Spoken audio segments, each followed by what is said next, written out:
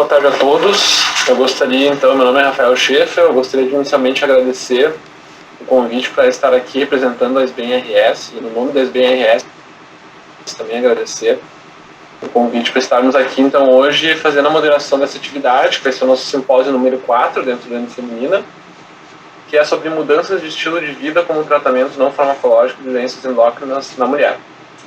Nós vamos ter 3 aulas.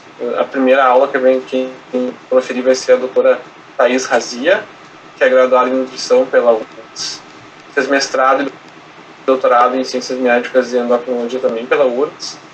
Atualmente é pós-doutoranda pelo programa de pós-graduação em endocrinologia da URGS e também está num pós-doutorado do Clinical Research Fellowship sob supervisão da professora Vanessa de Mello Laxon, na School of Medicine, Institute of Public Health and Clinical Nutrition, University of Eastern Finland, e também é pesquisadora do NCT Hormona. A Thais então vai falar para a gente de estratégias nutricionais para a perda de peso nas síndromes vários policísticos. Depois dessa aula da Thais, nós temos então a aula do professor Rogério Friedman, que é sobre prescrição de exercício na obesidade. O professor Rogério é professor titular do Departamento de Medicina Interna da Universidade Federal do Rio Grande do Sul, é chefe do Serviço de Endocrinologia e Metabologia do Hospital de Clínicas, supervisor do Programa de Residência Médica em Endocrinologia do Hospital Moinhos de Vento, assessor da Endocrinologia do Grupo Fleury e ainda consultor da Autoridade Brasileira para Controle de Dopagem, Secretaria Especial do Esporte, Ministério da Cidadania. E por fim, a nossa última aula vai ser sobre exercícios para manejo da osteoporose e sarcopenia. Quem vai proferir essa aula vai ser a professora Vitória Borba. A professora Vitória é professora de endocrinologia e clínica médica na Universidade Federal do Paraná e é chefe do Serviço de Endocrinologia e Metabologia no Hospital de Clínicas da Universidade Federal do Paraná. Então eu espero que todos aproveitem bastante as aulas e no final a gente volta então para discutir os assuntos e as possíveis dúvidas que vierem surgir aí junto com os nossos palestrantes. Bom evento a todos. Olá, eu gostaria de agradecer o convite feito pela professora Polimara Spritzer e também a toda a equipe organizadora do 18º Endo Feminina. É um prazer poder estar aqui novamente para falar sobre nutrição e saúde da mulher. E o tópico que me coube hoje, então, são as estratégias nutricionais para a perda de peso na síndrome dos ovários policísticos. Eu gostaria de começar, então, a minha fala trazendo esses dados de que as mulheres com PCOS apresentam um maior risco para sintomas de ansiedade, depressão e também de distúrbios alimentares quando comparadas àquelas mulheres sem o diagnóstico da síndrome. É sabido, então, que esses fatores vão influenciar, sem dúvida, no segmento das estratégias de mudanças de estilo de vida, cujo objetivo normalmente é a perda de peso, então, nessas mulheres. Por isso, é extremamente relevante que todos os profissionais de saúde que atendam essas pacientes consigam identificar e escutar quais são as verdadeiras preocupações nessas mulheres para que a gente possa desenhar a melhor estratégia, tanto nutricional como de outros fatores relacionados ao estilo de vida, para que se possam atingir os melhores objetivos e que não ocorra a desistência do tratamento, ao longo do segmento.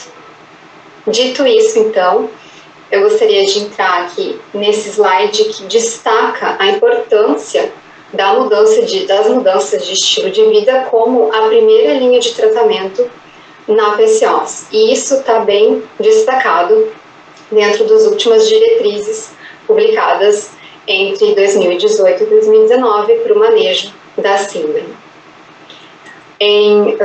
Depois dessas publicações, o grupo de pesquisa da Monash University, que fica na Austrália, desenvolveu uma série de materiais educativos para as pacientes terem acesso a essas informações e que eles destacam, então, que essas mudanças de estilo de vida que devem incluir, então, uma perda de peso naquelas mulheres, é claro, que estão com sobrepeso ou obesidade, entre 5% a 10%, também monitorar a circunferência da cintura, além de influenciar e promover uma dieta saudável e equilibrada, prestar atenção ao tamanho das porções e, claro, reduzir o consumo de bebidas adoçadas.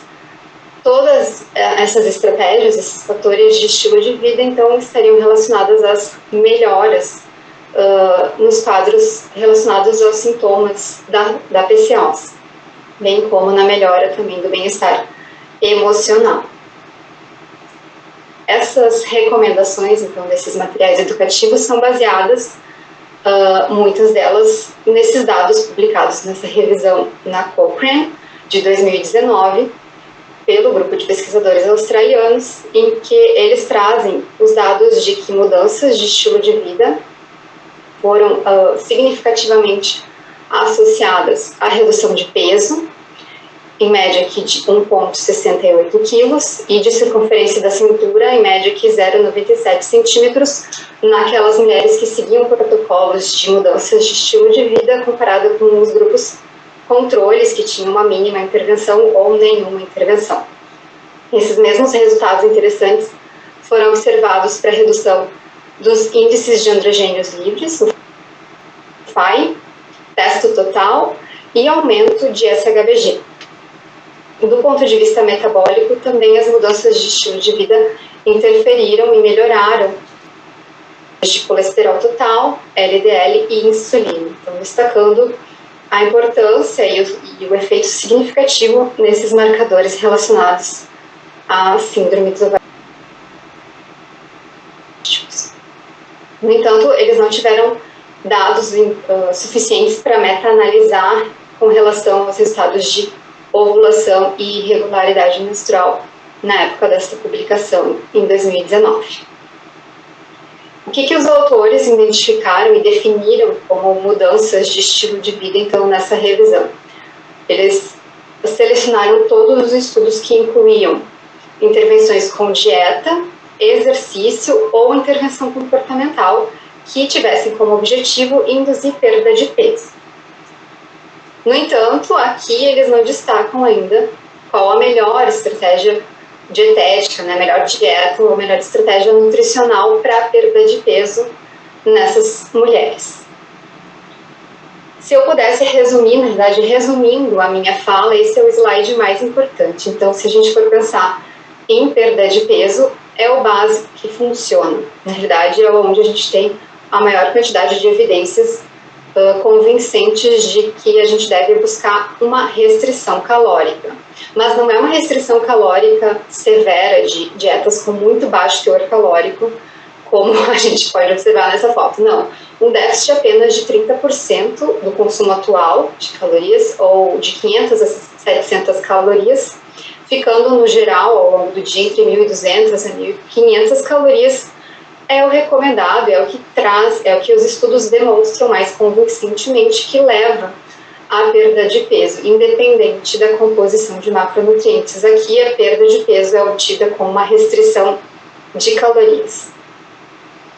Claro que a gente deve considerar os requerimentos individuais, isso eu já destaquei lá no início, como as preferências alimentares também, que são socioculturalmente determinadas, e também o peso corporal, que vai influenciar nesse cálculo de ingestão de calorias ao dia. E com relação, então, à composição da dieta, né, a dúvida permanece, qual seria a dieta ideal? Essa revisão de 2013, publicada pelos pesquisadores da Austrália, avaliou e identificou alguns insights. Então, assim, eles incluíram 6 artigos, no total 137 mulheres com PCOS, e destacam que a perda de peso foi maior quando consumida uma dieta de baixo teor de carboidratos. Mas essa conclusão, ela é baseada na publicação de apenas um artigo. Os outros 5 não identificaram diferenças entre outros protocolos de dieta e perda de peso. Qual foi esse estudo que observou, então, a diferença na perda de peso? Foi esse, publicado em 2006 na Fertility Sterility, incluindo 15 participantes que seguiram 2 protocolos de dietas, mas por apenas 16 dias, um tempo curto. Os protocolos, então, o low carb, tinha 43% do valor calórico de carboidrato, comparado com um grupo que consumiu uma dieta diferente, rica em monoinsaturados, que teve 55% do valor calórico total vindo de carboidratos. Os 2 protocolos de dieta tinham o mesmo teor de calorias, E ao final, os autores concluíram que houve maior redução de peso no grupo que consumiu, no grupo não, quando os participantes consumiram uma dieta de baixo teor de carboidratos. Essa perda então foi de 0,9 quilos versus 0,1 ao longo desses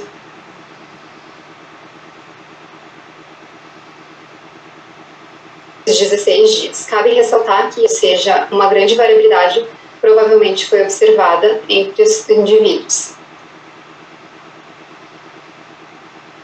Quando a gente fala em quantidade, quando a gente fala em carboidrato, a gente pensa em quantidade, mas é extremamente importante pensar também na qualidade. E um marcador de qualidade de carboidratos é o índice glicêmico. Esse trabalho foi publicado pelo nosso grupo de pesquisa na Fertility e Sterility ainda em 2013, e também apresentado aqui no Endo Feminina, onde os autores observaram em 61 participantes com PCOS e 44 controles que o índice glicêmico foi maior no grupo PCOS quando comparado ao grupo controle, de 59% então, versus 55%. Cabe ressaltar que na literatura a gente tem um ponto de corte de 55%, ou seja, acima disso seria uma dieta de alto índice glicêmico, destacando aqui que PCOS tinham uma dieta menos saudável, de maior índice glicêmico. E aí, recentemente, no ano passado, foi publicada uma revisão sistemática com meta-análise, avaliando o efeito de dietas de baixo índice glicêmico e carga glicêmica em diversos marcadores cardiometabólicos e reprodutivos nessas pacientes, nessas mulheres.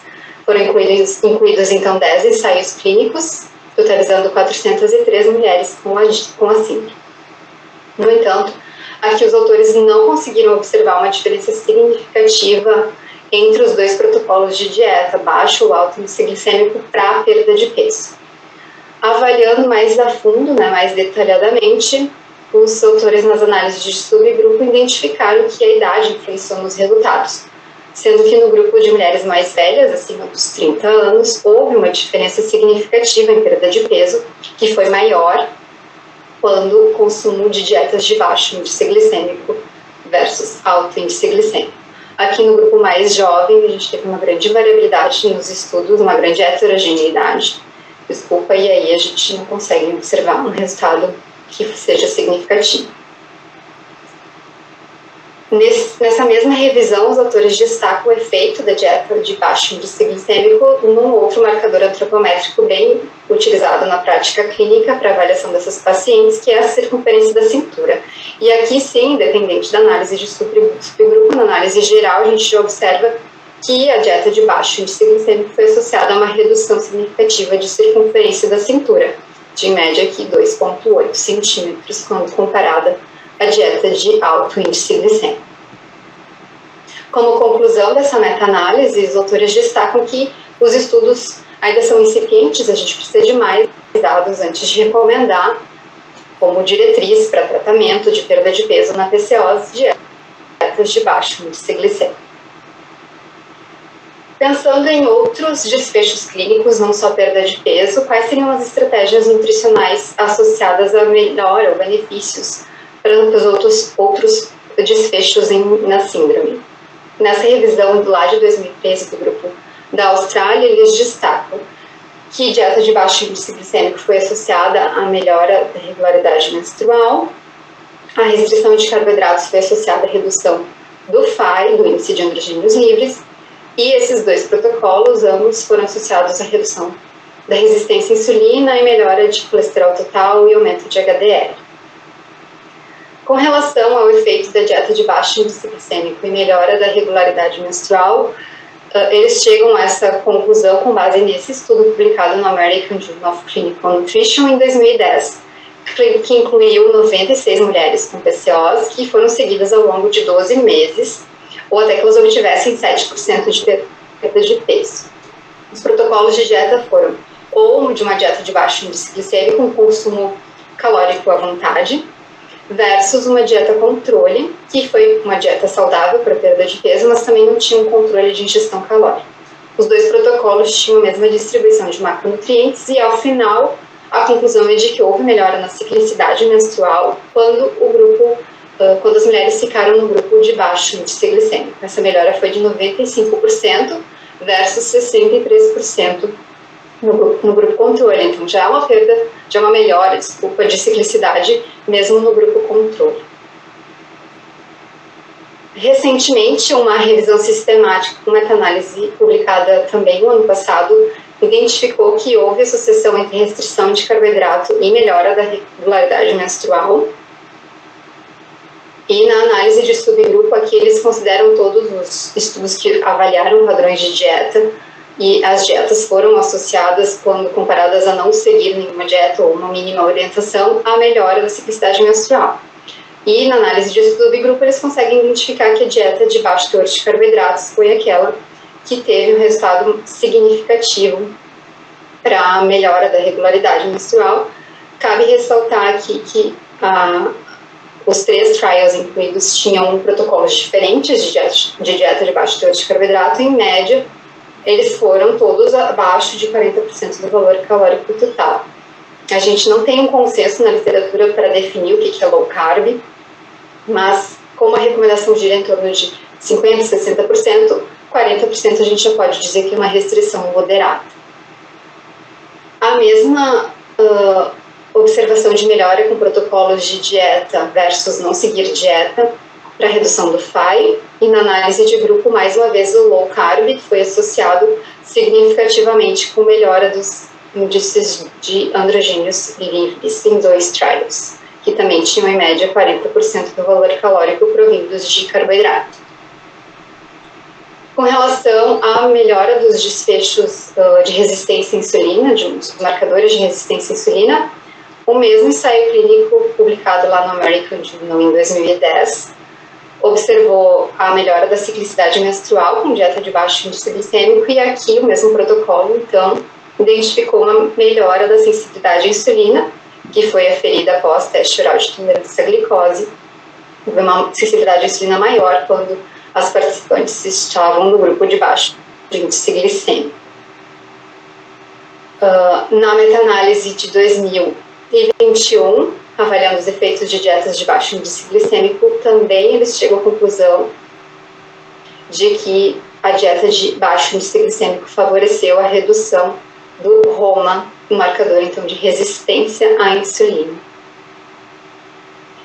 Mais recentemente, a gente tem um grande destaque para a dieta mediterrânea e melhora de desfechos crônicos, né? Tem sido em grande parte os estudos associados com redução do risco de diabetes e doenças cardiovasculares. No entanto, os dados ainda são bem incipientes na PCOS. Até o momento, na minha busca, eu identifiquei 3 estudos publicados que observaram, né, foram transversais, observaram uma associação entre o score de adesão à dieta mediterrânea e a prevalência de PCOS, e dentro do grupo de mulheres com PCOS, uma associação entre esse perfil de dieta e uma melhora do perfil metabólico. Mas aqui cabe novos estudos, é uma área que está em grande evolução e provavelmente novos dados de ensaios clínicos venham mais adiante. Na realidade, a gente tem também um estudo nosso que ainda não foi publicado. Os dados estão aqui no pôster, no Endofeminina, onde a gente identificou em 76 participantes com PCOS versus 49 controles, que esses dados foram obtidos através de um banco de dados pré-existentes de 3 estudos prévios da Unidade de Endocrinologia Ginecológica do HCPA. Aqui eu trouxe um resumo dos nossos resultados, foram de que as participantes que tinham um score de adesão à dieta mediterrânea inferior à mediana tiveram uma maior chance de apresentar resistência à insulina quando comparadas às participantes com maior adesão ao padrão de dieta do Mediterrâneo. Mesmo após os ajustes, é claro, de IMC, uso de metformina anticoncepcional, que algumas mulheres faziam uso, e na realidade é claro que os dados aqui eles foram observados na amostra total, a gente não conseguiu observar a diferença entre ter ou não diagnóstico da síndrome e essa associação com resistência à insulina. A gente observou isso no grupo total de participantes, essa associação entre maior adesão à dieta do Mediterrâneo e menor resistência à insulina. Outro campo vasto na literatura, um campo vasto para pesquisa futura na literatura é a análise de microbioma na síndrome, porque nos últimos 5 anos os estudos vêm demonstrando que as mudanças na composição do perfil de bactérias e outros micro-organismos, mas também a diversidade do microbioma intestinal, estão associados com a síndrome dos ovários policísticos. Existe uma relação já observada em alguns estudos entre hiperandrogenismo também e desbiose desse microbioma intestinal. No entanto, o efeito da dieta no microbioma e como os metabólitos também produzidos por essas bactérias estão alterados na PCOS é extremamente limitado e uma área tão vasta que está por vir. Como conclusão da minha fala e perspectivas, não existem, então, até o momento, evidências suficientes que indiquem que uma estratégia nutricional seja superior à outra para perda de peso. Mas com o objetivo de redução de gordura abdominal, talvez, e também da melhora do perfil hormonal e metabólico, talvez a busca por uma dieta que tenha uma restrição moderada de carboidrato, né, que a gente observou em torno de 40% do valor calórico total, e também de baixo índice glicêmico, parecem ser interessantes. Obrigada. Eu agradeço mais uma vez a atenção.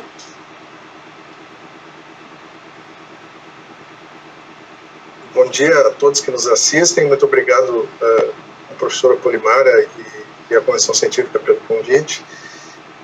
Mais essa edição do Endo Feminina. Vamos falar um pouquinho sobre exercício na obesidade. A obesidade resulta de um balanço calórico positivo. Isso é uma daquelas leis, né, uma lei da natureza às quais nós estamos presos. Ou seja, se o balanço calórico é positivo, o aporte de energia é maior que o consumo, o excedente de energia vai ser armazenado. E a forma que o nosso organismo tem de armazenar energia, a forma preferencial, é gordura. Por causa dessa lei da termodinâmica, se criam, às vezes, algumas falácias nas quais tanto o paciente quanto o médico terminam envolvidos, né? Da parte do paciente, muitas vezes a gente ouve o paciente dizer que ele tem alguma dificuldade em fazer restrições alimentares e que ele vai se comprometer com aumentar a quantidade de exercício. E de parte do médico, muitas vezes a gente ouve colegas dizer para os pacientes, não só médicos, mas para outros profissionais de saúde, que se ele não se exercitar, ele ou ela, né, não se exercitar mais, o tratamento não vai funcionar. Tanto um como o outro são, de certa forma, argumentos mais ou menos falaciosos. Por quê? A gente sabe que em indivíduos obesos, o exercício, somente isolado, o exercício, ele vai, no máximo, permitir que o indivíduo perca 200 gramas por semana, que comparado com uma dieta hipocalórica é bem modesto, né? De qualquer modo, os efeitos do exercício isolado sobre a adiposidade só são notáveis depois de pelo menos 2 meses. E o pior é que as evidências epidemiológicas que a gente tem são conflitantes, porque as amostras são heterogêneas, os ensaios clínicos são metodologicamente deficientes, né? E obviamente que os efeitos do exercício, por conta desse número 0,2 quilos por semana, são muito pequenos comparados com uma dieta isolada. Por exemplo, uma dieta de 1.000 calorias prescrita para um indivíduo que pesa 100 quilos, se a gente fosse traduzir isso em exercício, seria uma caminhada numa velocidade média de 5 a 7,5 km por hora durante 4 horas diárias para ter o mesmo resultado que uma dieta com 1.000 calorias. Agora, o exercício tem vantagens, ele é útil para promover a perda de peso, com certeza. Dieta e exercício são sinérgicos, isso não se pode negar. O exercício tem a virtude de facilitar a aderência à dieta. Tem vários estudos mostrando que indivíduos que fazem exercício regular, de uma forma programada, então, treinamento, eles aderem melhor às medidas dietéticas. O exercício aumenta o gasto energético, embora a gente já tenha mostrado que não é tão grande grande assim esse aumento de gasto energético, mas ele contribui. O que é interessante é que o exercício otimiza a mobilização de reserva na forma de gordura. Ele minimiza a perda de massa magra, principalmente massa muscular. E, vamos dizer, ele torna preferencial a perda de gordura. Melhora a autoestima e bem-estar, e um achado consistente em vários estudos é que o exercício é fundamental para a manutenção de perda do peso perdido, né, no longo prazo. Isso vale tanto para o tratamento clínico quanto para o tratamento cirúrgico, no caso da cirurgia bariátrica. O exercício tem efeitos sobre o apetite, né? Agora, os efeitos são diferenciais. Exercício intenso, né, de curta duração, eles inibem o apetite durante o exercício, mas 15 minutos depois existe um rebote do apetite. E isso tem sido atribuído a um aumento do neuropeptídeo Y nesse cenário. E isso talvez configure uma desvantagem do exercício, vamos dizer, agudo, aquele exercício intenso praticado em curtos intervalos de tempo, com frequência cardíaca elevada. Agora, exercício leve, em torno de 60 minutos, tem uma supressão menos intensa do apetite, mas ela é mais prolongada. Esse conhecimento já tem mais de 30 anos.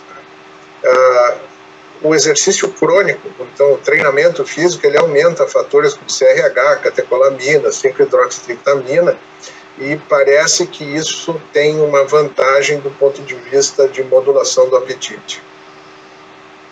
Nós tivemos a experiência de testar isso aqui em Porto Alegre, do nosso pós-graduação de endocrinologia, junto com pós-graduação da Escola Superior de Educação Física e Fisioterapia da URGS, né, a ESEFID, e o professor André Lopes realizou um ensaio clínico randomizado em parceria conosco, onde se mostrou que em indivíduos treinados, ou seja, indivíduos que são submetidos a um programa de exercício sistemático, planejado, com periodicidade, carga, intensidade conhecida, existe uma supressão maior da grelina acilada, sugerindo realmente aquilo que eu mostrei no slide anterior, de que existem efeitos do treinamento crônico sobre determinados neurotransmissores e sinalizadores do apetite. Ao passo que em indivíduos que não fazem esse treinamento, ou seja, que eles fazem apenas uma atividade física leve, apenas aquele conselho genérico, exercite mais, faça um pouco mais de atividade, eles na verdade têm pequenos aumentos da grelina acilada circulante. O exercício tem um outro contexto vantajoso, que talvez seja até maior do que o efeito sobre a adiposidade em si, sobre o peso, que são efeitos metabólicos propriamente ditos, que impactam fatores de risco, principalmente cardiovasculares. Existe uma questão sobre gordura abdominal muito duvidosa, eu mostro já para vocês dados. Eles modulam a produção de insulina, fatores como PAI-1, agregação plaquetária, reduzem triglicerídeos, ApoB, LDL colesterol.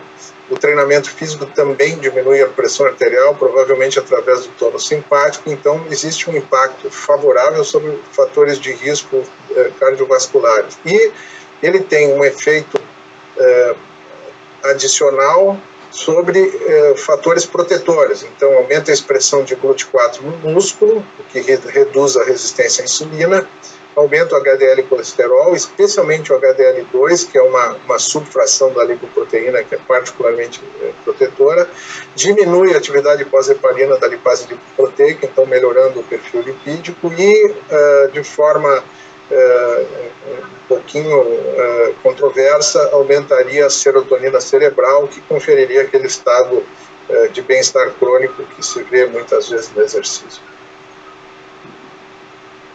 Nós fizemos um outro estudo aqui em Porto Alegre, novamente em parceria com a ESEFID da URGS, a professora Ana Paula Fay, hoje professora na Universidade Federal do Rio Grande do Norte, estudou no mesmo modelo daquele outro estudo que eu mostrei, um grupo submetido à dieta com aconselhamento genérico, vamos dizer, para atividade física, e um outro grupo que foi exposto a um programa de treinamento em exercício.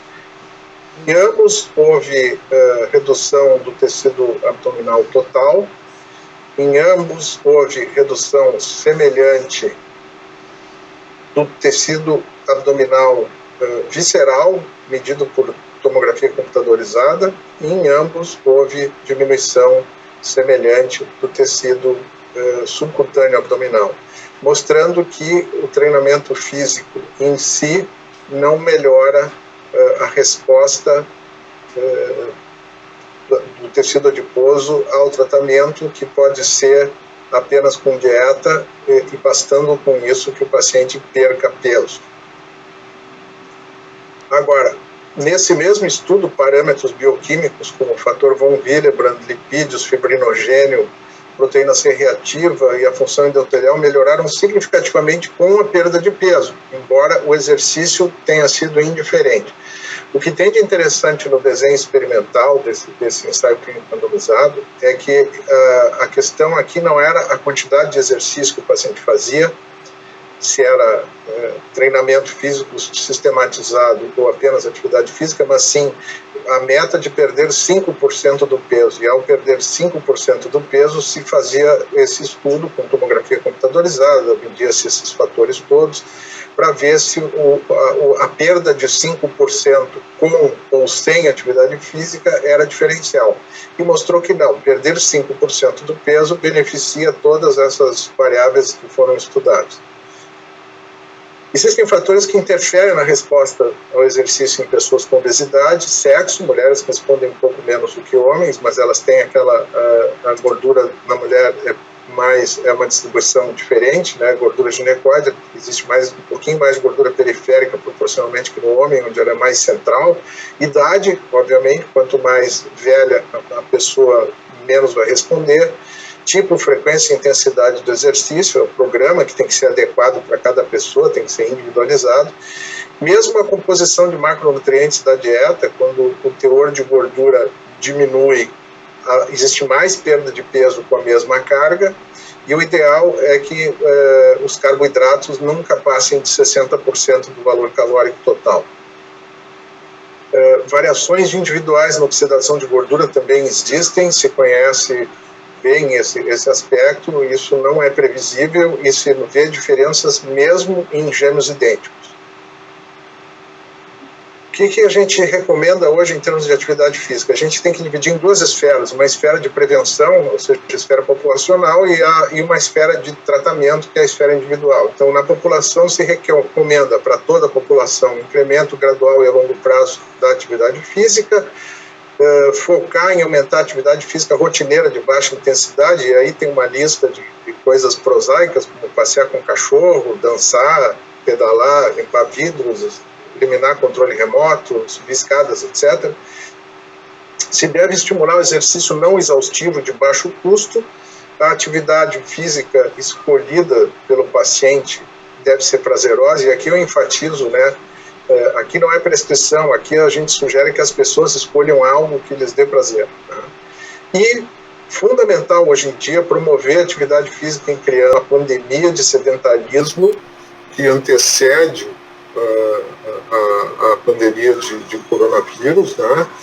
Onde as crianças estão cada vez mais sedentárias, cada vez ficando mais em frente de telas e sem fazer atividade física alguma. Do ponto de vista individual, para pessoas já com obesidade, se recomenda um aumento, um incremento da atividade física diária, não precisa ser isso, a academia aumentar de 60 a 200 quilocalorias por dia física, isso se consegue caminhando, né? Se recomenda 3 horas diárias extras de qualquer atividade em pé, ao invés de sentado, isso já aumenta o gasto energético de 25% a 75%, e isso é pouco enfatizado. Na verdade, o indivíduo que é absolutamente sedentário, se ele ficar de pé algumas horas, ele já tem ganho.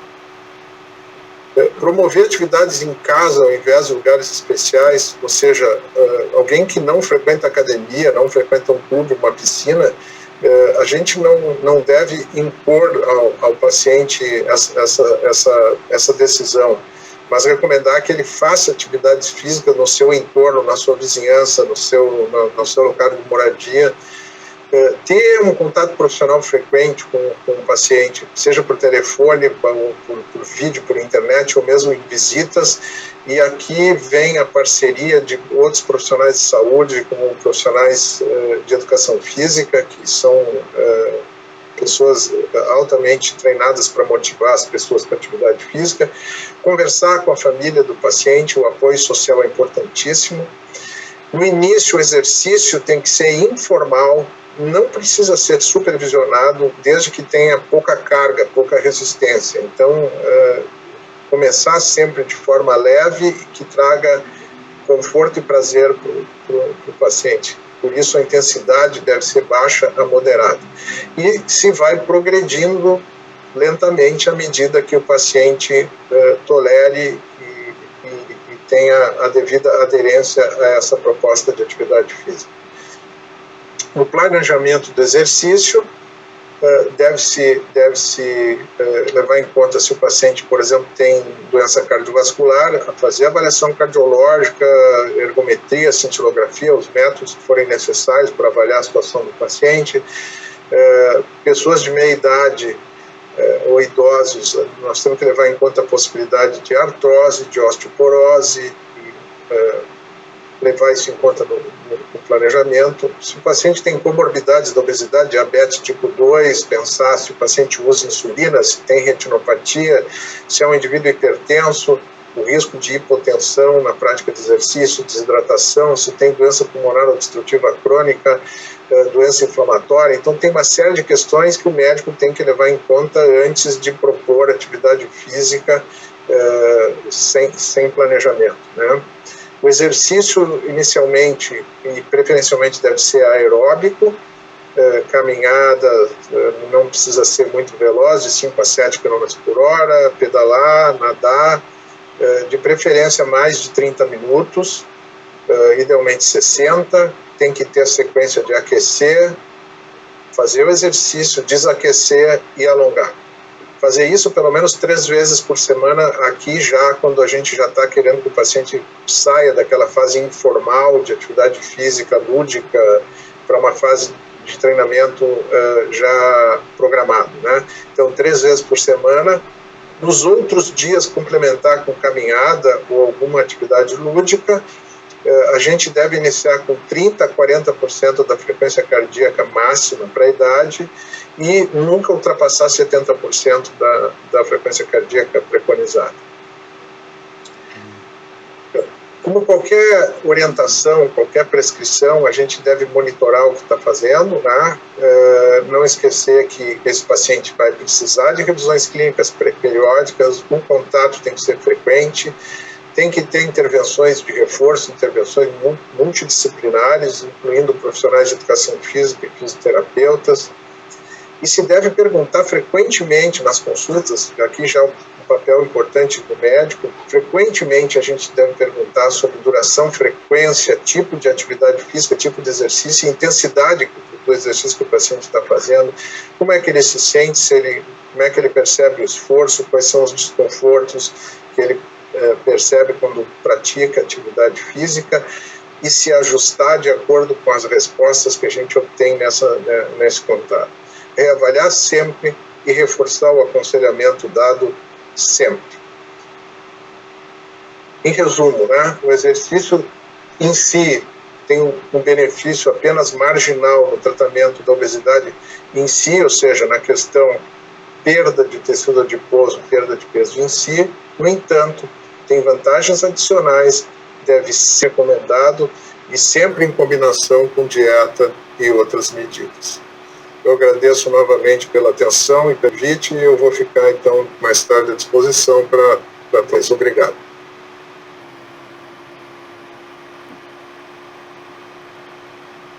Olá a todos, eu sou Vitória Borba, professora de endocrinologia da Universidade Federal do Paraná E mais uma vez, né, presente aqui no Endo Feminino, gostaria muito de agradecer a Polimar e a todo o grupo pelo convite. Eu espero que o ano que vem, que a gente achou que esse ano nós estaríamos todos aí juntos, infelizmente nós vamos ter que deixar para 2023, mas essa data vai chegar. Eu vou falar um pouco para vocês sobre o exercício no manejo tanto da osteoporose quanto da sarcopenia.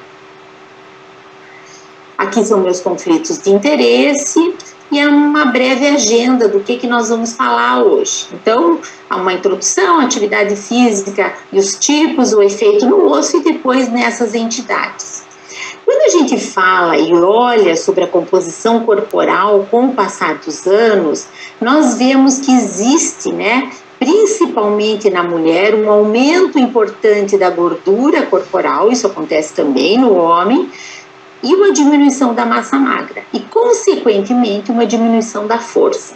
Então, com o envelhecimento, a gente vai, de qualquer forma, perder massa magra e ganhar gordura.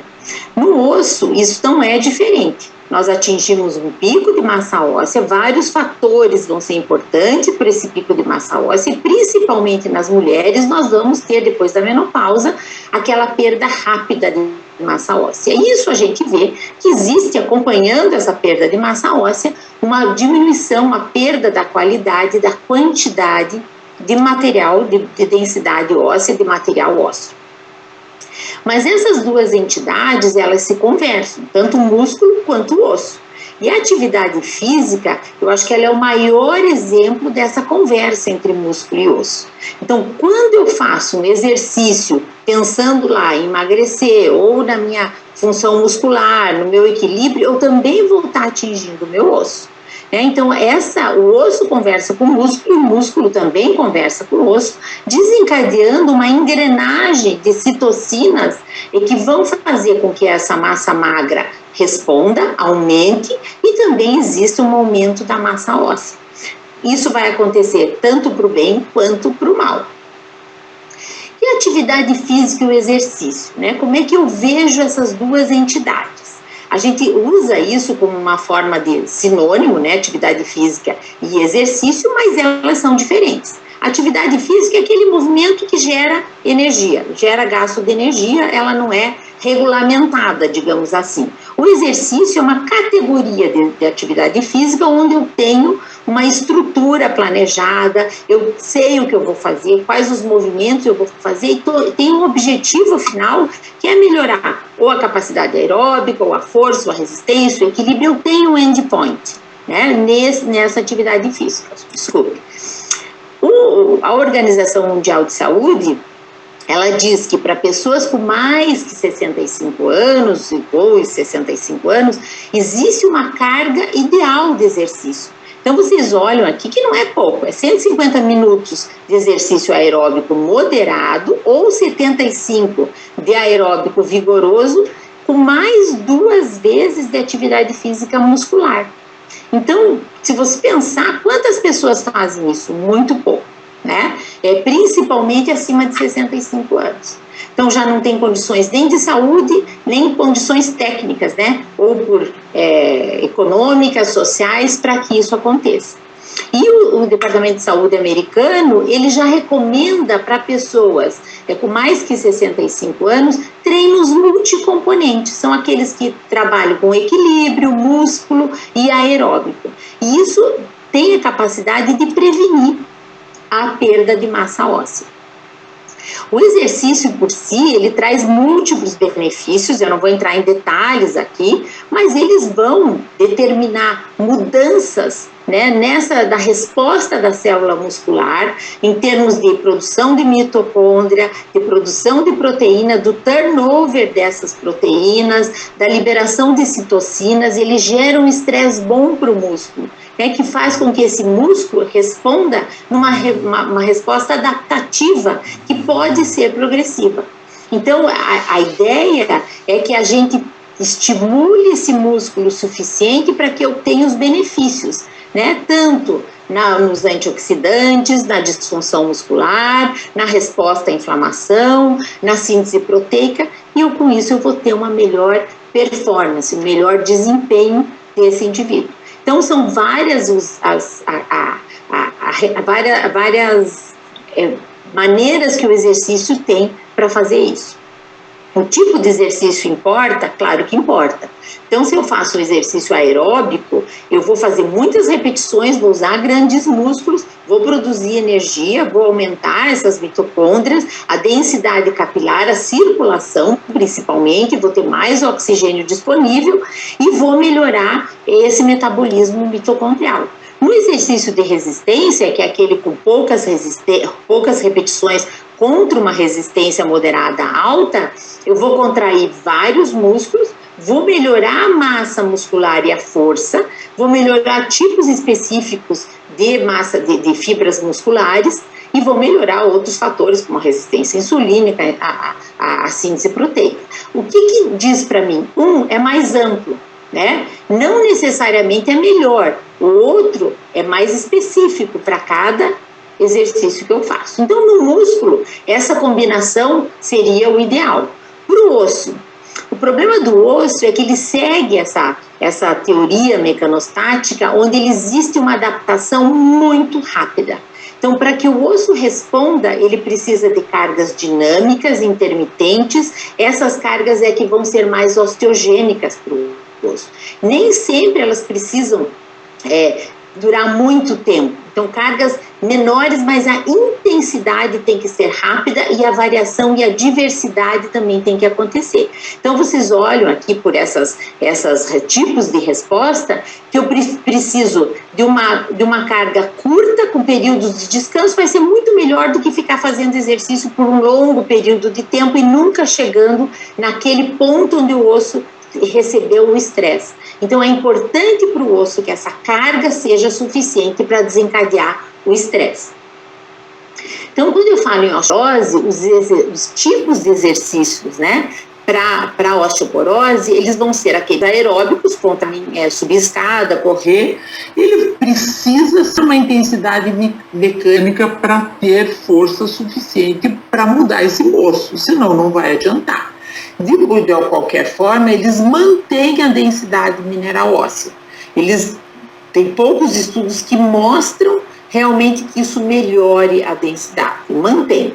Os exercícios de força e resistência, então aqueles com carga, eles têm uma reação de força superior às aquelas atividades diárias, ele tem que ultrapassar o que você faz naturalmente, e ele é sítio específica, então que a gente já tinha falado antes lá para o músculo, mas melhora a densidade mineral óssea e melhora a massa magra nessa região. E os multicomponentes são aqueles, então, que englobam a variabilidade de exercícios. Então, no mesmo tipo de atividade física, de recomendação, você vai ter exercício aeróbico, de força, de resistência, de equilíbrio e muitas vezes de dança junto.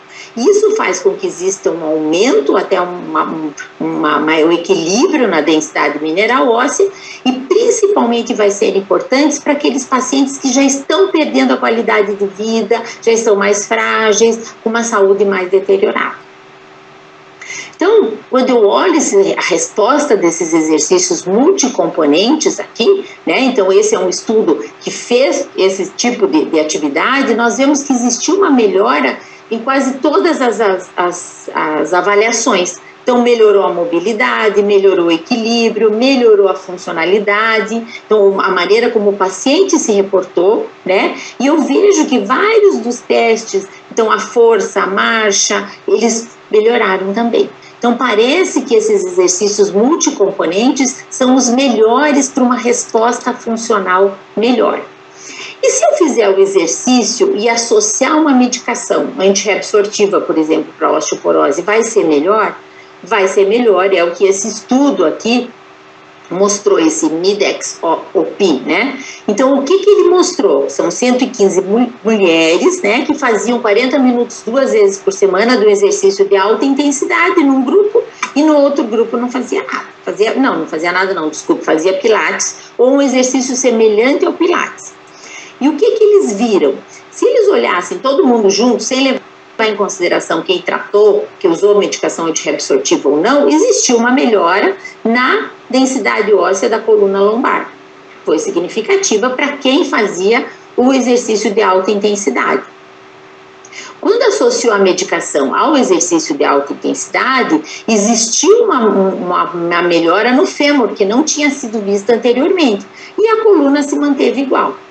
Quando eles viram os pacientes que faziam exercícios de baixa intensidade, mas receberam medicação, o que eles viram aqui? Então, os exercícios de baixa intensidade com medicação melhoraram tanto a coluna lombar quanto o fêmur total. Então, a resposta foi melhor e a associação, essa resposta também na presença do antirreabsortivo, também teve uma resposta melhor no desempenho e na força desses pacientes. Talvez por confiança, por fazer o exercício melhor, a gente não sabe. E uma pergunta que todo mundo faz é assim, dá para fazer hidroginástica, dá para fazer natação, ir para a água? Então, nesse estudo lá da Escola Paulista, da Linda, orientada pela Marise, ela mostrou num grupo bom de pacientes uma resposta bastante satisfatória, tanto em termos de massa muscular, quanto na queda, que é o endpoint que a gente quer. Então, esses pacientes pararam, diminuíram muito o número de quedas de uma forma bastante significativa. E o que a gente viu nessas mulheres pós-menopausas? Que elas responderam, então, qualquer hidroginástica é boa? Não, a hidroginástica que a Linda fazia lá era muito boa, porque era o power, né? Ela fazia os exercícios realmente de intensidade, aquáticos.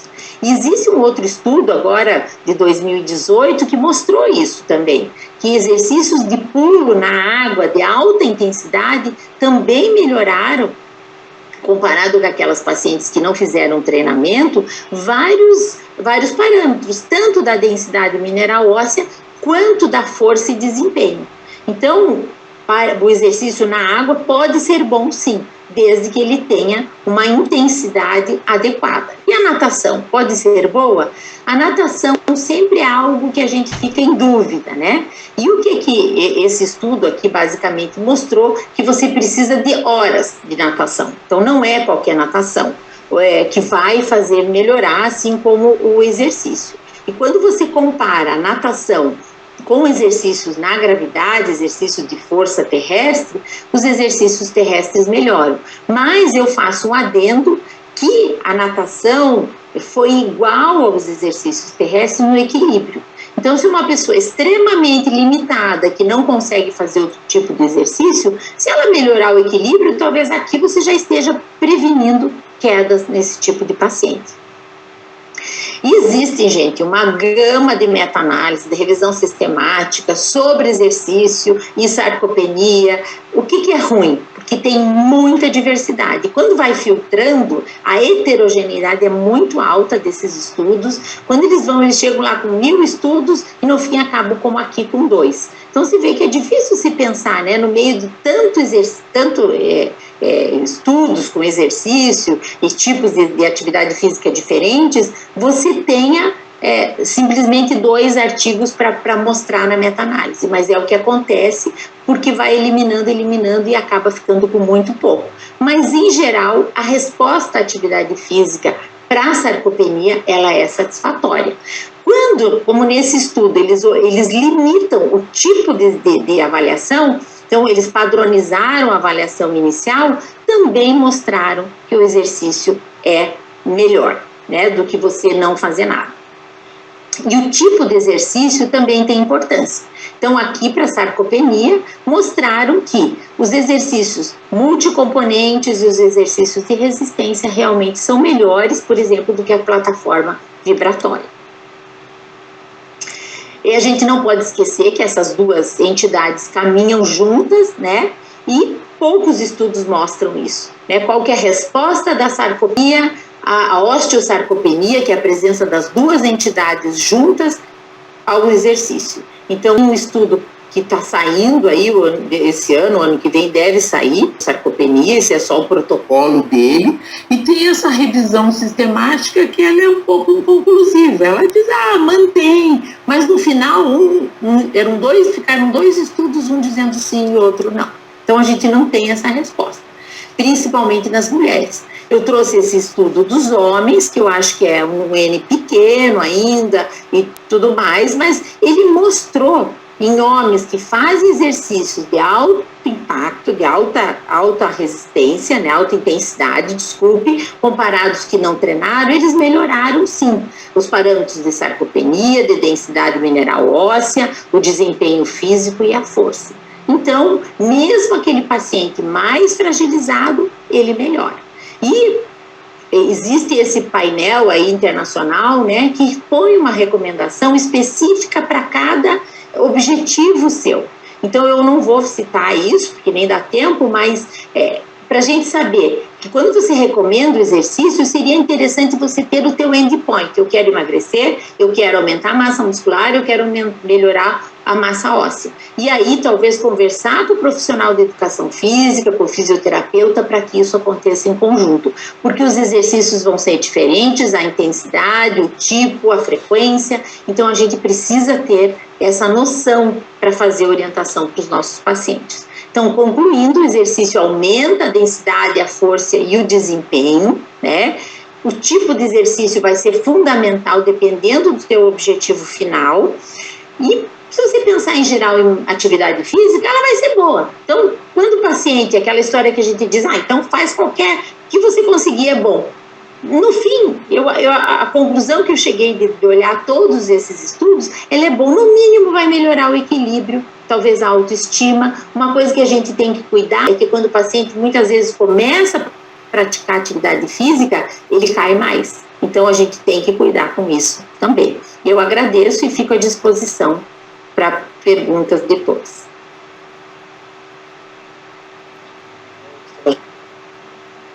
De volta, boa tarde a todos novamente. Estamos aqui com nossos 3 panelistas, a Thaís, o professor Rogério e a Vitória.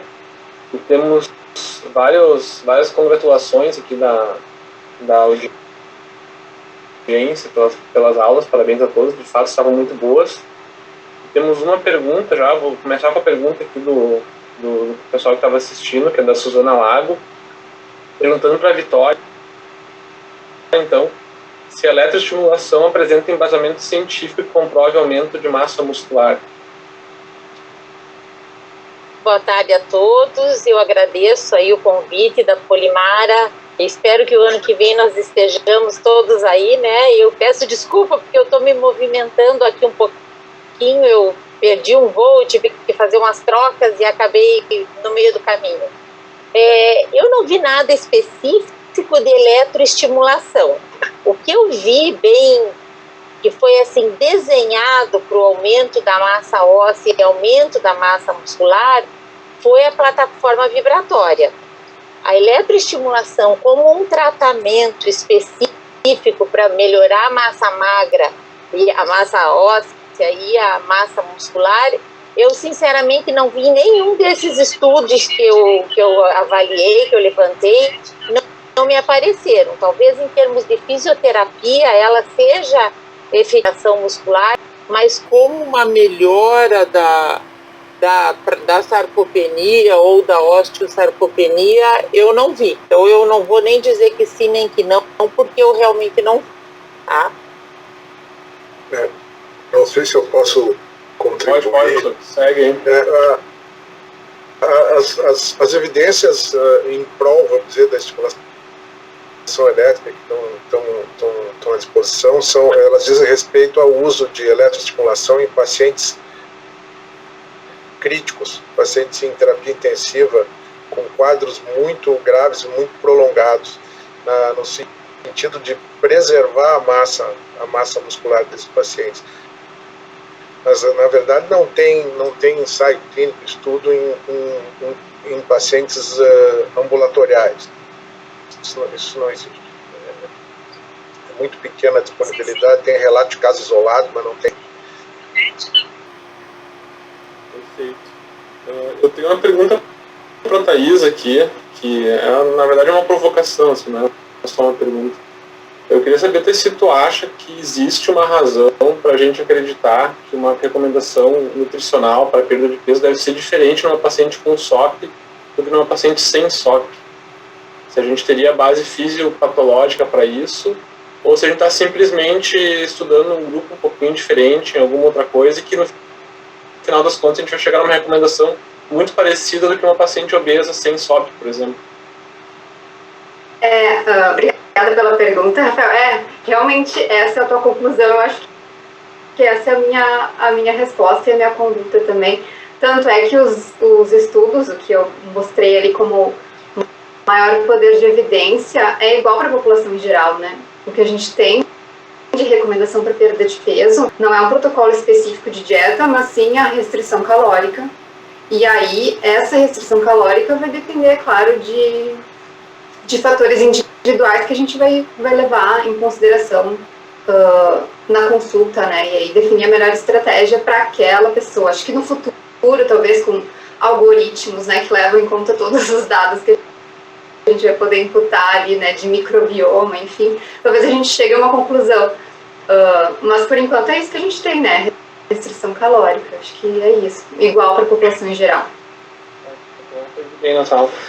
Porque a minha ideia ficou mais ou menos essa mesmo, assim, porque eu entendi que talvez a gente vai ter outros desfechos, né, que vão ser importantes, que a gente não vai ter na população em geral, que as questões de anovulação, de pré-androgenismo, que talvez a gente não aplique para uma mulher sem SOP, que no SOP a gente vai ter, digamos, benefícios diferentes, né? Sem dúvida, levando em consideração, por isso que eu coloquei na aula esses outros desfechos que a gente pode considerar, e aí sim, as estratégias podem mudar. Né? E agora eu vou fazer uma discussão para o professor Rogério. Professor, se a gente tem uma estratégia, um tratamento, no caso, um exercício para a obesidade, que tem uma eficácia tão baixa, ou baixa, como o senhor colocou ali, a gente deve seguir recomendando ele como uma estratégia para perda de peso? É aquilo que eu comentei na palestra, né? O exercício ele acaba sendo um pouco sinérgico com o restante do tratamento. Então eu acho que ele faz parte do programa, né, de tratamento do paciente obeso.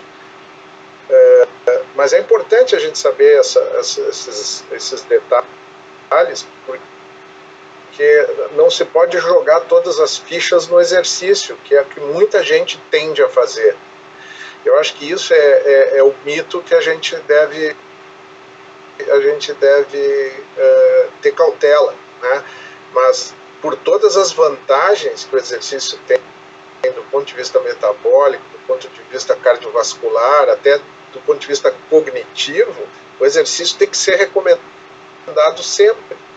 E, na verdade, a gente vê cada vez mais em todas as situações de saúde que o exercício é parte de todas as, enfim, de praticamente todos os tratamentos de doenças crônicas, justamente por causa desses efeitos meio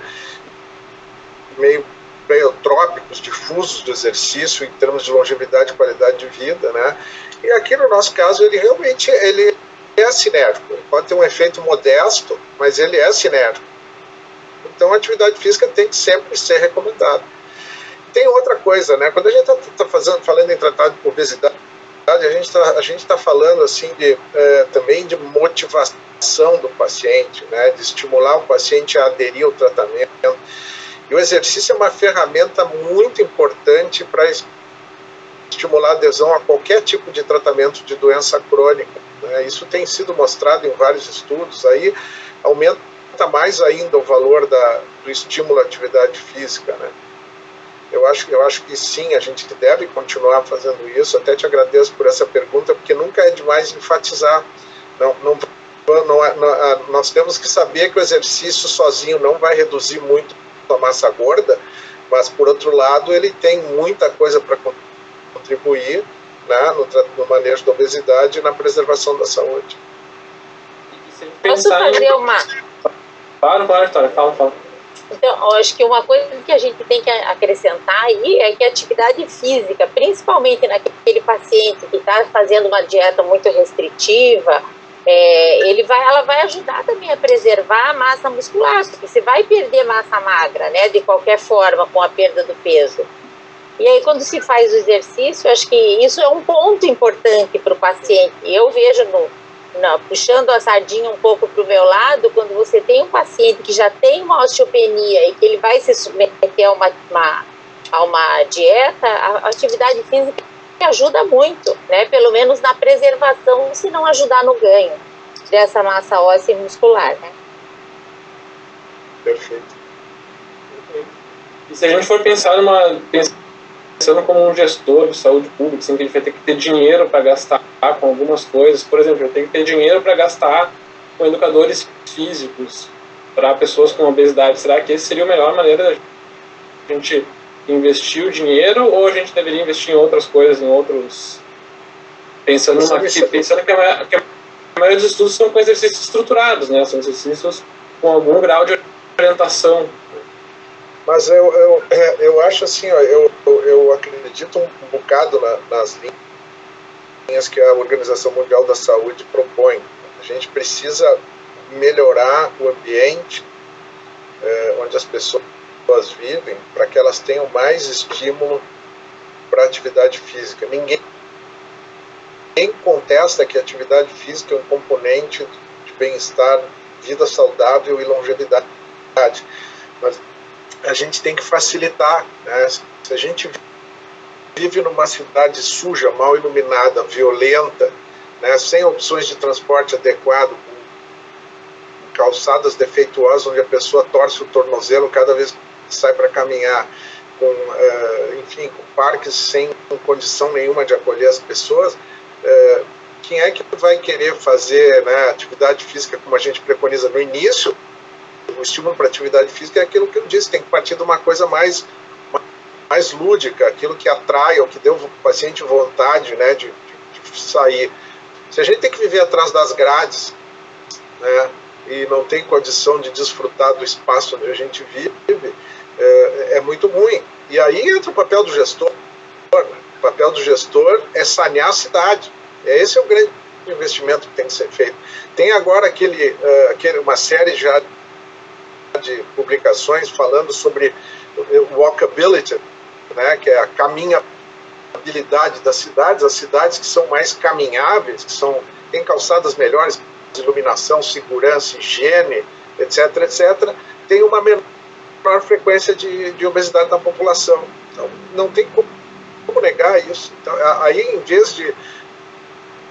Claro, se o dinheiro é curto, vamos investir em melhorar a cidade. Não precisa contratar tanto profissional de educação física para isso, nem tanto médico, mas dar condições para a cidade ser acolhedora. Isso sim. Posso fazer uma colocação? Claro, fala.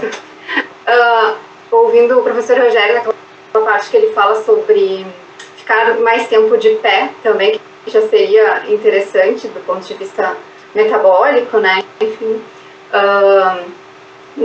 tive uma experiência agora fora do país e eu vi como eles dão valor para isso. As mesas nos locais que a gente tem de trabalho, de computador, elas erguem e as pessoas trabalham de pé o dia todo praticamente, né? Ou sentam um pouco tempo, então... e isso vinha no computador também, aquele lembrete assim, de fique de pé, pare para fazer atividade física de 2 em 2 horas. Então são estratégias que não são caras, né, que talvez a gente pudesse dar mais atenção na saúde. Eu lembro de um estudo francês mais antigo de crianças, que eles compraram 2 cidades, uma que se caminhava mais e outra que se caminhava menos, e mostraram a diminuição de obesidade infantil e depois de obesidade na vida adulta dessas crianças também. É um estudo bem interessante, sim, um estudo ecológico, né, a gente chamaria ele, mas é um estudo bem interessante. Eu estava olhando aqui no chat, tem uma pergunta para ti aqui da Rafaela Sala. Thaís, é um paciente com SOP sem obesidade, alguma estratégia nutricional que possa melhorar a fertilidade? Alguma evidência a respeito? O que eu li, que eu trouxe também na aula, foi sobre regularidade menstrual, que tem a ver, né, então, com fertilidade, e aí sim a gente tem algumas evidências que indicam que restringir carboidrato, e não muito, né, como a gente viu ali, não precisa uma restrição severa, mas sim restrição de carboidrato e baixo índice glicêmico é algo que eu li e que realmente eu acabo colocando em prática. Acho que vale a pena pensar nisso, porque mesmo nas pessoas que têm peso normal, a gente observa nos nossos estudos e alguns outros no transversal, elas têm um maior consumo de índice carga glicêmica. Talvez uma preferência alimentar por coisas mais hiperpalatáveis, doces, né, talvez. E aí a estratégia de redução talvez seja interessante nesses pacientes. Mas, de maneira geral, uma dieta saudável também para fertilidade, né? Seria mais uma modificação qualitativa da dieta sem mudar muito a quantidade, isso? Isso, acredito que sim, isso mesmo.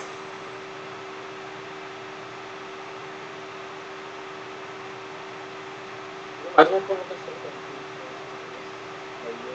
Ficar mais à vontade, acho que pode falar, que é em relação à validade externa disso tudo que a gente está discutindo. Que a gente está discutindo dieta, atividade física, exercício. A Vitória até citou ali naquele estudo da hidroginástica, lá que era uma hidroginástica lá do local, né? Então uma hidroginástica mais intensa, digamos assim.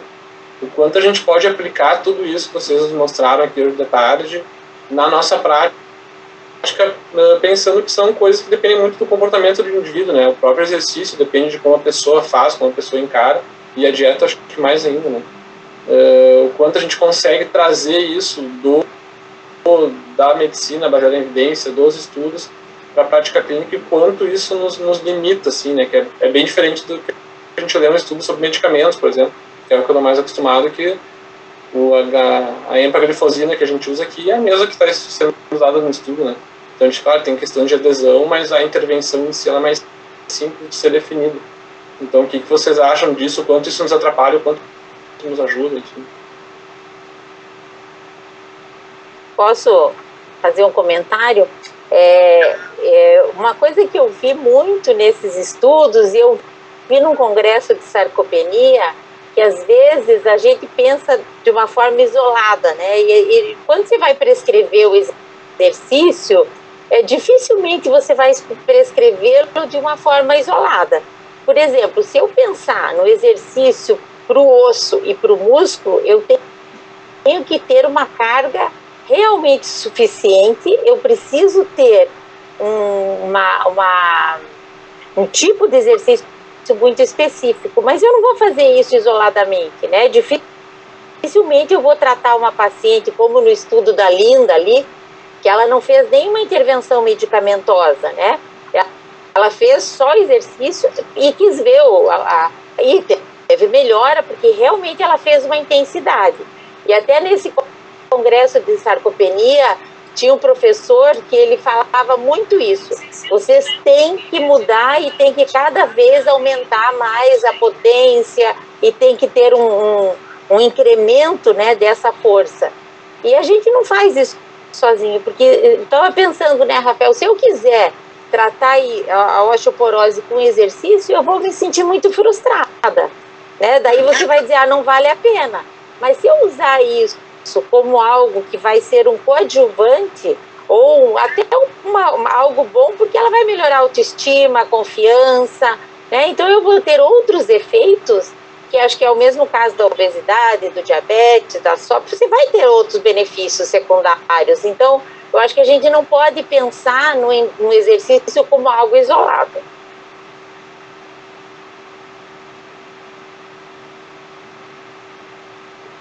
Perfeito, professor Rogério e Thaís, querem fazer algum comentário? Eu acho que esse tipo, aqui a gente está lidando com tipo de variante. Vamos lá, a gente tem condições altamente prevalentes, né? Ovário policístico, obesidade, osteopenia, osteoporose, hipertensão, diabetes, são condições de altíssima prevalência, para as quais a gente pode desenhar tratamentos, pensar em tratamentos, que quando são padronizáveis ao extremo e facilmente controláveis, tu consegue testar isso em números muito grandes de pacientes, que é o caso dos fármacos, né? Mas quando a gente está falando em mudança de estilo de vida, em fatores como exercício, como dieta, A gente não tem como, é virtualmente impossível isolar esse fator num ensaio clínico. Tem que fazer um ensaio clínico desenhado para dizer assim, bom, eu vou testar só o exercício, não tem como. Então, sistematicamente vão ser ensaios menores, de menor poder também. Não tem como fugir disso. Mas eu acho que aquelas coisas que a gente encontra nesses ensaios menores, né, elas vão numa linha de avaliar eficácia. Então, a gente pode comprovar eficácia, mesmo que seja num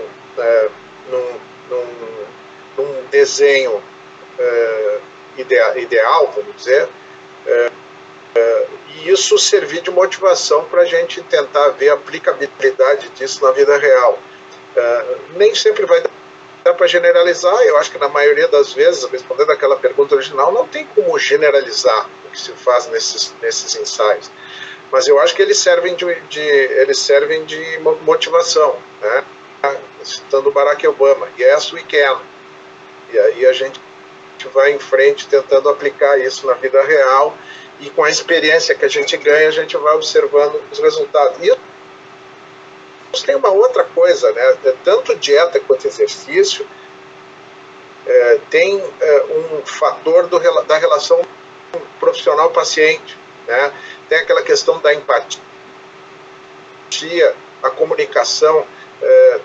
Às vezes a química funciona e o paciente adere a alguma proposta, às vezes a química não vai funcionar, o paciente não vai aderir à proposta, entende? Então isso também é uma variável que entra aqui. Mas a gente deve sempre tentar, deve buscar aprender e desenvolver as suas próprias estratégias de abordagem e adequar cada passo, cada proposição, cada recomendação que a gente vai fazer ao paciente, ou seja, tentar conhecer bem o paciente e daí aplicar para ele de uma forma que ele possa desfrutar e ganhar com isso, enfim, no andamento no andar da carruagem. É mais ou menos isso. Eu fiz a pergunta e a provocação, mas eu tenho uma ideia sobre que eu acho que esse tipo de intervenção a gente não deve esperar um ensaio clínico para testar, porque a gente não vai conseguir. Eles são intervenções não testáveis para o ensaio clínico. A gente não deve ter esse rigor, né, que a gente ouve muitas vezes os cardiologistas falando mal do Luca Reg, lá do grande estudo que avaliou a mudança de estilo de vida e que de fato não mostrou benefício no final, mas é aquilo, né? É uma intervenção para a qual esse tipo de avaliação não se propõe, né? A gente não... Eu tenho isso bem comigo, assim, então... Mas acho interessante discutir, porque isso cada vez surge, né? A gente tem uma intervenção que tu não foi testado, mas é uma intervenção não testável, né? E dieta eu acho que é parecido. Surgiram outras duas perguntas aqui, uma para ti, Thais, em relação à dieta cetogênica, se existe algum dado sobre dieta cetogênica, regularidade menstrual, ovulação da Renata Leite.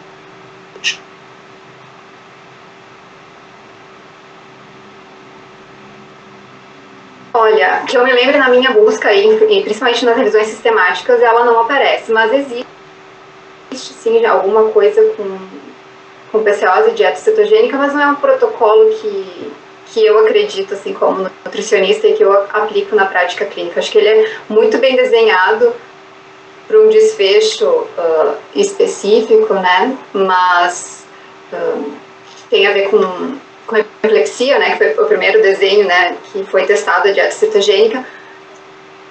Para perda de peso, e principalmente aqui em PCOS a gente tem pouquíssimos dados, mas para perda de peso eu também não acho uma estratégia tão válida assim. Alguns estudos mostram que seria interessante, mas não é algo que eu aplico na minha prática clínica, não. Então não prescreveria. Perfeito. E tem uma pergunta da Lara Cristina Leite Rubio sobre qual outra modalidade de exercício seria considerada de baixo impacto equivalente ao Pilates. Eu acho que é para mim, né? Então, nesse estudo, eles não descreveram, que eu acho que ela se refere ao estudo que eu citei isso, eles não descreveram exatamente o que era, mas o que eu imagino é que não poderiam ser exercícios de força ou que tivesse uma carga muito intensa, né? Então, eu imaginei, quando eu até li, eu não estava definido lá, mas é alongamento, é caminhada, não poderiam ser exercícios de força, senão o paciente teria que ser excluído, ele não entraria no grupo. Tá? Uma última pergunta aqui, acho que também para ti, é sobre o jejum intermitente, se tem algum dado nesse sentido. Procurei sobre isso porque é um dos assuntos mais em voga, né, na nutrição, mas não tem nada em PCOS, assim, ensaio clínico randomizado, nada. Então, não temos evidência. Para perda de peso, a gente tem algumas coisas de estratégia de tempo de restrição alimentar da janela, né, alimentar, não necessariamente um jejum intermitente, mas restringir o tempo de alimentação para uma janela de 10 a 8 horas, que seria efetivo para perda de peso. Algumas coisas mais atuais sobre isso e que estaria associado então a um ritmo circadiano, né?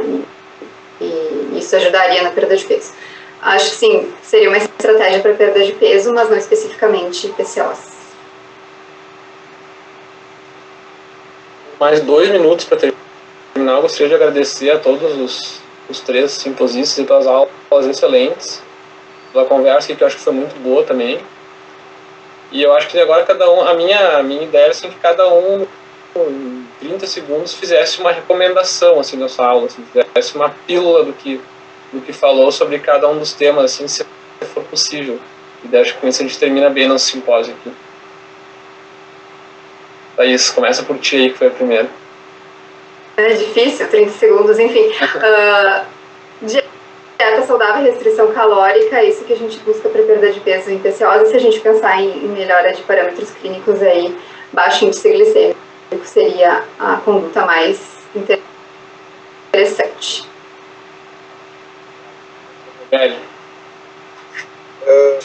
Bom, além de dieta saudável, dieta balanceada, algum grau de restrição calórica em todas as condições clínicas crônicas, não deixar de estimular a atividade física pelas pessoas, tá? E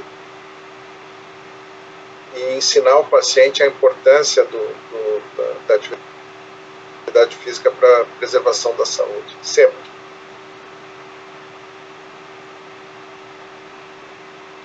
Olha. Então, acho que o meu recado é primeiro, se eu falar em osteoporose e sarcopenia, entender qual é a limitação do paciente e adequar o exercício para o que ele pode fazer.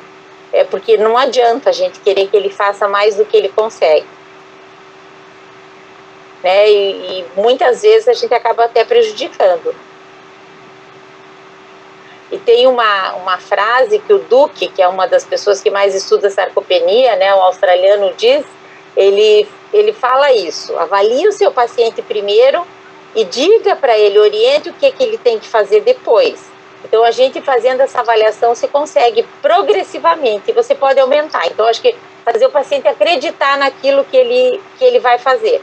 E isso já é um ponto bastante importante. Atividade física sempre.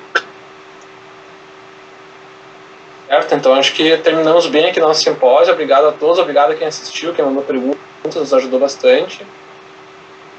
E obrigado e parabéns, professora Polimara, por mais um Endo Feminino aí, que é sempre um sucesso. Seguimos e bom resto de eventos a todos.